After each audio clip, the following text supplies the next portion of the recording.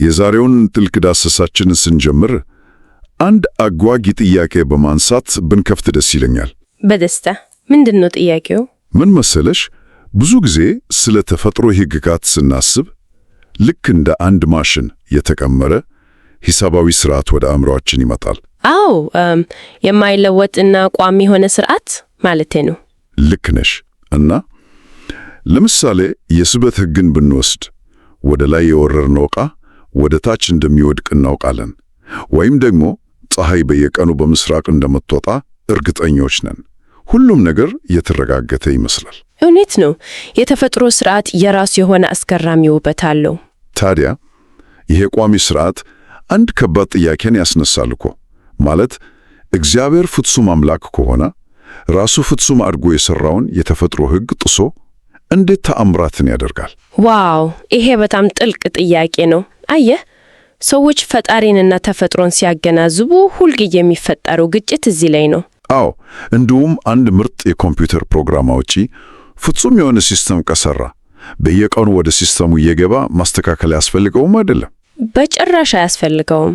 ታዲያ አምላክም የተፈጥሮን ሕግ ፍጹም አድርጎ ከሰራው ለምን በስርዓቱ ውስጥ ጣልቃ መግባት አስፈለገው? ይሄ እኮ የመጀመሪያው ዲዛይኑ ጎደሎ ነበር የሚያሰኝ። አልፎ ተርፎም አምላክ የራሱን ባህሪ ይቃረናል የሚያሰኝ አይመስልም? እንግዲህ ይሄ ሐሳብ የዘመናችን ሰዎች ብቻ የሚያነሱት ሳይሆን ለዘመናት የቆየ ከባድ ፍልስፍናዊ ሙግት ነው። እናም ዛሬ ይዘን የቀረብነው ጥልቅ ዳሰሳ የሚያተኩረው እዚሁ ላይ ነው። የዊሊያም ሌን ክሬግን መጽሐፍ ነው አይደል የምንመለከተው? አዎ፣ የክርስትና እምነት ተሟጋች የሆኑት ዊሊያም ሌን ክሬግ ባዘጋጁት ሪዝናብል ፌዝ በተሰኘው መጽሐፍ ገጽ 264 እስከ 269 ያለውን ክፍል እንቃኛለን። በተለይም ደግሞ የተአምራት ችግር በሚለው ርዕስ ስር ባሩክ ስፒኖዛ ያነሳቸውን ታሪካሪና ፍልስፍናዊ ተቃውሞዎች እንመረመራለን። በጣም ጥሩ።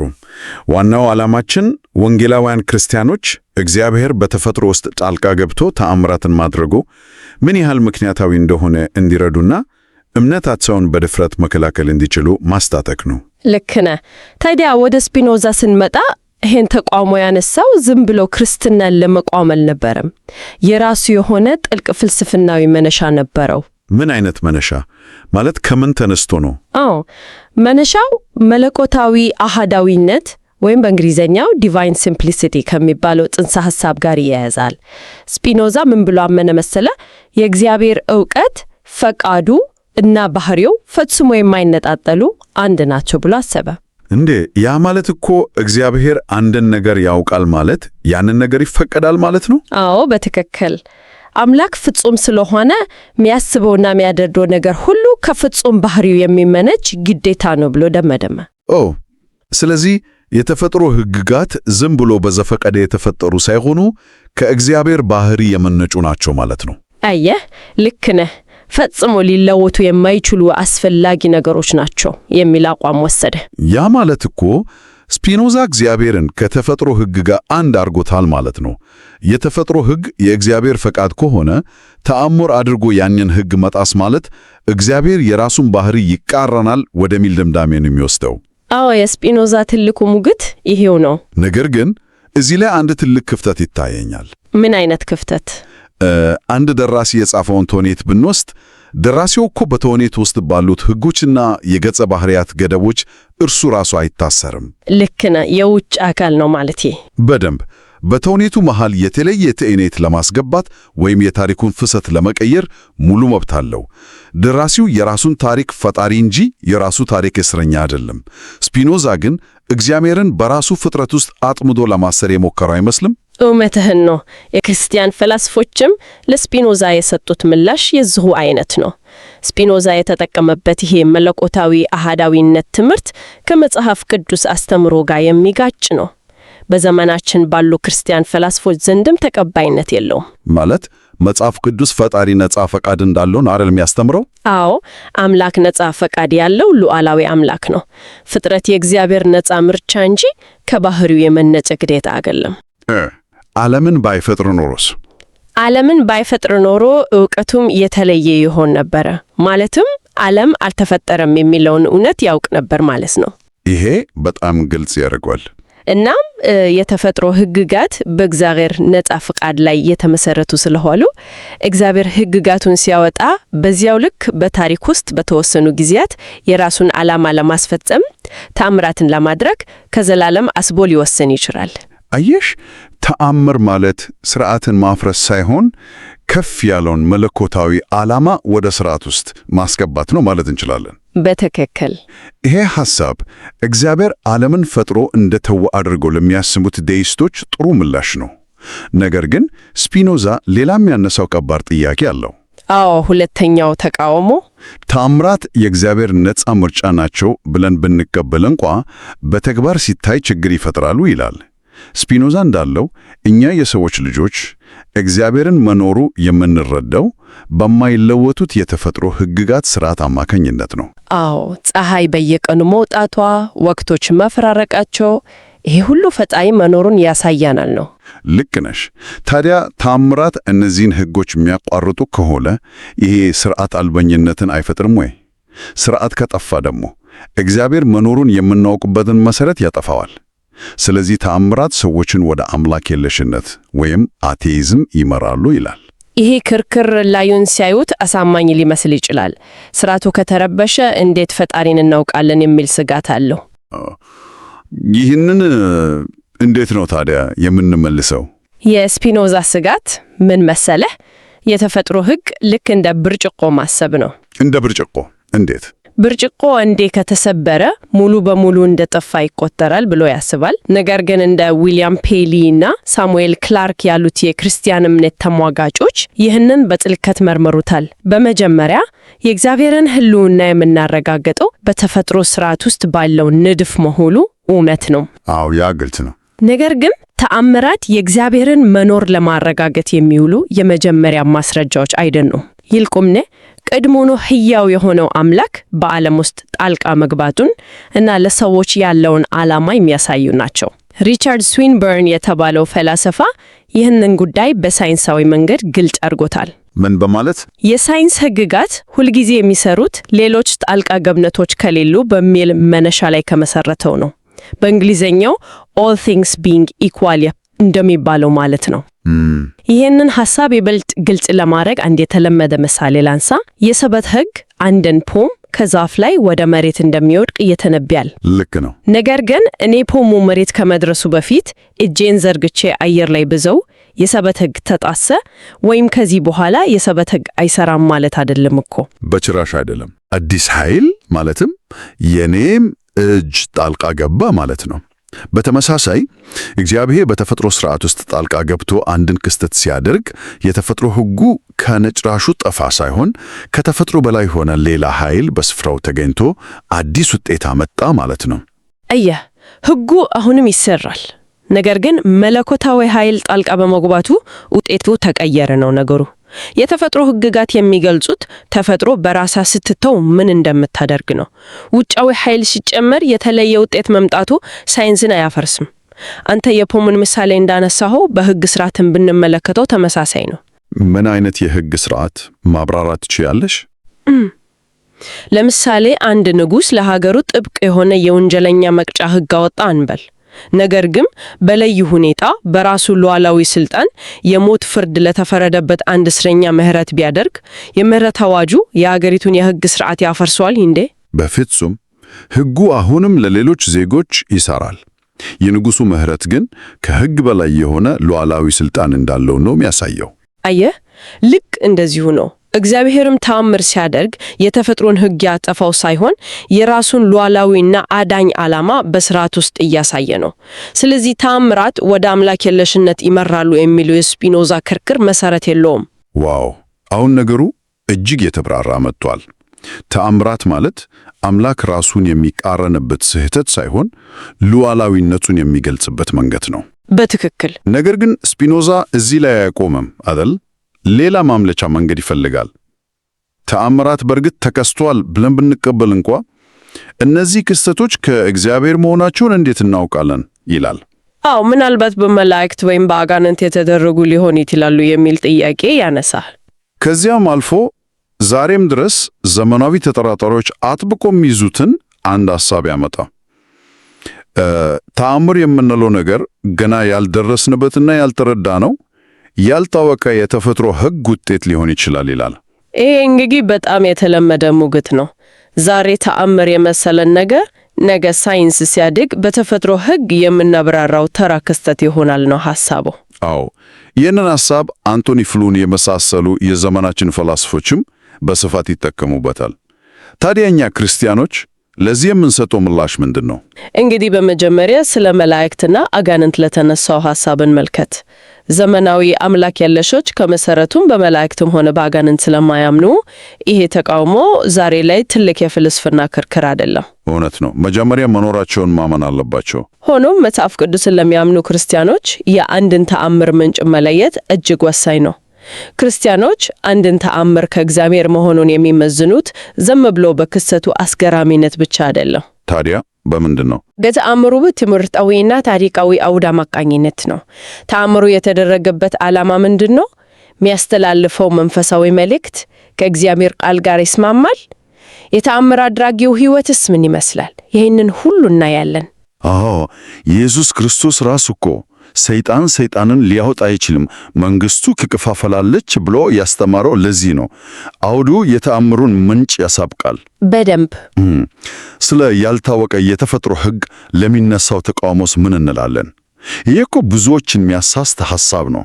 ለምሳሌ አንድ ሰው ከማይድን በሽታ ሲፈወስ ይሄ እኮ የሕዋሳት ድንገተኛ መታደስ ሊሆን ይችላል፣ ገና ሳይንስ ያልደረሰበት ሕግ ነው ሊባል ይችላል። ምን መሰለ፣ ይህ ሐሳብ ራስን ከማታለል ያለፈ ትርጉም የለውም። የጥንት የክርስቲያን አፖሎጂስቶች እነ ዣን ሌክሌር እና ጃኮብ ቨርኔ ለዚህ ጥያቄ እጅግ ጥልቅ የሆነ ማብራሪያ ሰጥተዋል። እስኪ የኢየሱስን የፈውስ ተአምራትን መልከት። እሺ፣ ኢየሱስ ለምጻሙን ወዳለው ንጻ አለው። ልክ ያንን ቃል በተናገረበት ቅጽበት እኮ ነው የሰውየው ሥጋ የታደሰው፣ ለምጹም የለቀቀው። አዎ፣ ወዲያውኑ ነው የተፈወሰው። ታዲያ ይሄ ክስተት ዝም ብሎ በአጋጣሚ ያልታወቀ የተፈጥሮ ሕግ ስለሰራ ነው የተከሰተው ማለት ፈጽሞ የማይመስል ነገር ነው። የተፈጥሮ ሕግ ከሆነ አንድ አይነት ሁኔታዎች ሲፈጠሩ በተደጋጋሚ ሊሰራ ይገባል። ነገር ግን እንዲህ አይነት ክስተቶች በታሪክ በተደጋጋሚ አይታዩ። ልክ ነሽ። የተአምራቱ ተፈጥሮ የተለያየ መሆኑ ራሱ ማለት አይነ ስውር ማየት፣ ሙት መነሳት፣ ባህር መገሰጽ እነዚህ ሁሉ በአንድ ትዕዛዝ መፈጸማቸው ከበስተጀርባው ዓላማ ያለውና ተፈጥሮን የሚያዝ አእምሮ ያለው ፈጣሪ እንዳለ በግልጽ ያሳያል። እውነት ነው። የተፈጥሮ ሕግ እኮ የሰዎችን ትዕዛዝ አይጠብቅም። ይህንን ስንወያይ የቻርልስ ዲከንስ መጽሐፍ ትዝ አለኝ።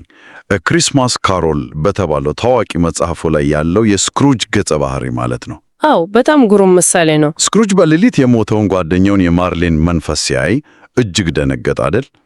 ነገር ግን ያየው ነገር እውነት መሆኑን ማመን አልፈለገ።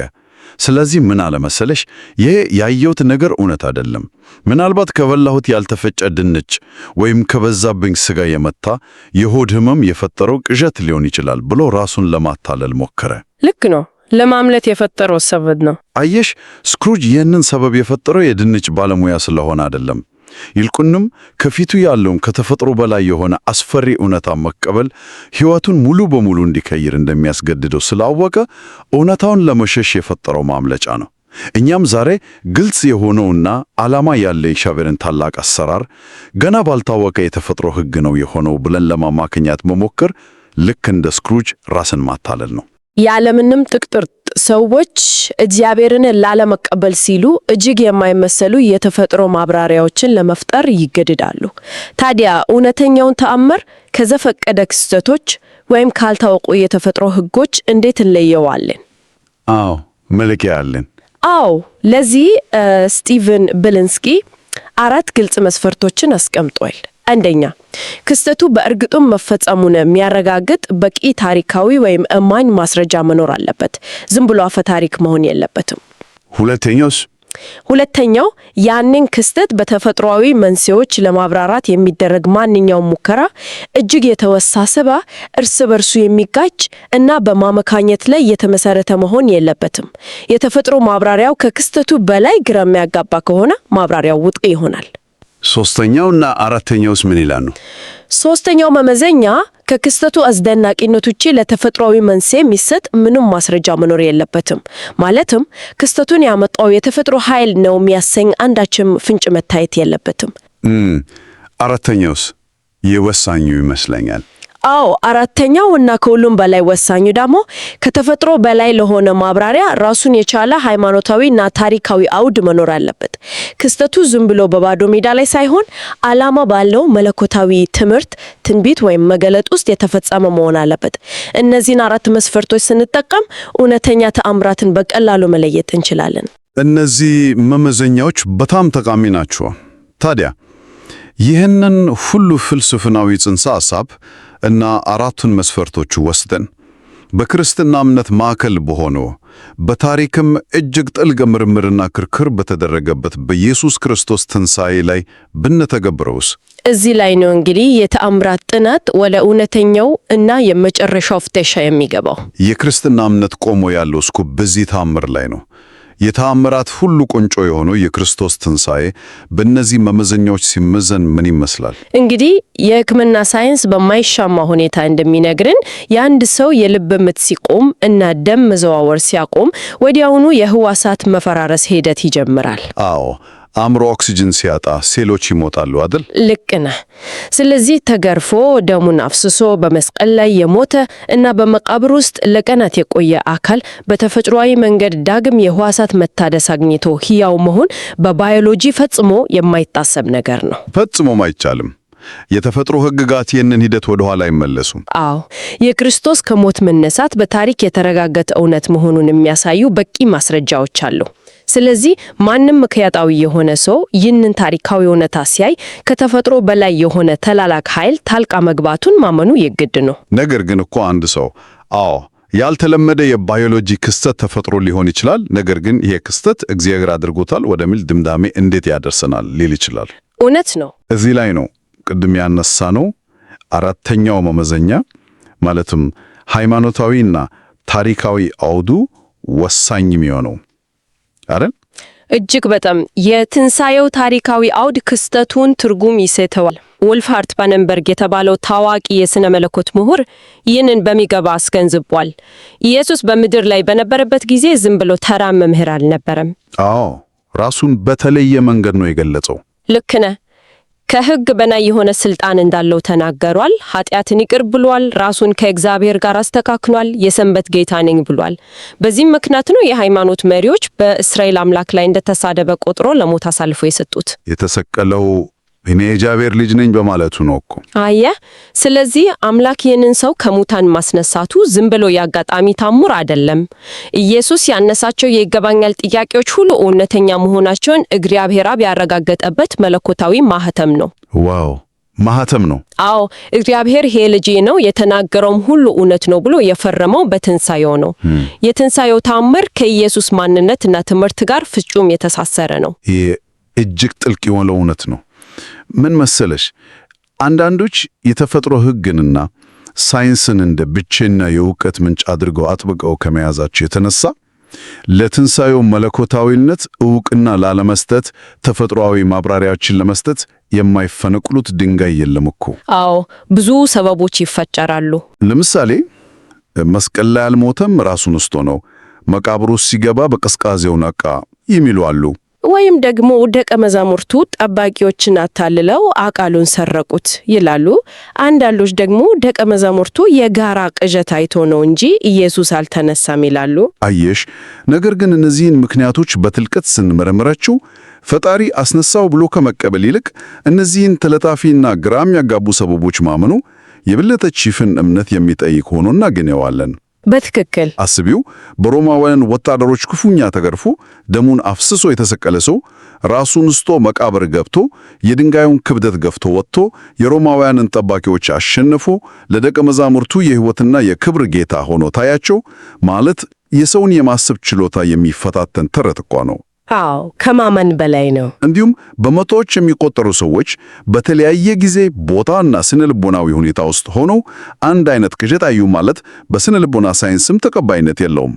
በጭራሽ የለውም። ታዲያ እነዚህን የማይመስሉና የተወሳሰቡ የተፈጥሮ ማብራሪያዎችን በጭፍን ከማመን ታሪካዊ እውነታና ሃይማኖታዊ አውድ በሚጠይቀው መሰረት እግዚአብሔር ጣልቃ ገብቶ ኢየሱስን ከሙታን አስነሳው ብሎ ማመን እጅግ ምክንያታዊ አይደለንም? ይህ እኮ ነው የክርስትና እምነት ውበቱ። ክርስትና በእውቀት በታሪክ እና በምክንያታዊነት ላይ የተመሰረተ እምነት እንጂ ማስረጃ የለሽ ጭፍን እምነት አይደለም። እውነት ነው። ዛሬ የተመለከትናቸውን ሐሳቦች ጠቅልል ስናደርጋቸው ተአምራት የእግዚአብሔርን ፍጹም ባህሪ የሚያረክሱ ወይም የሚጥሱ ሳይሆኑ ይልቅምም የእርሱን ሉዓላዊ ዓላማና በሰው ልጆች ታሪክ ውስጥ ያለውን የፍቅር ጣልቃ ገብነት የሚያሳዩ ናቸው። የተፈጥሮ ሕግጋት እግዚአብሔር የዘረጋቸው መደበኛ አሰራሮች ናቸው። ነገር ግን እግዚአብሔር በዚህ መደበኛ አሰራር ውስጥ አይታሰርም።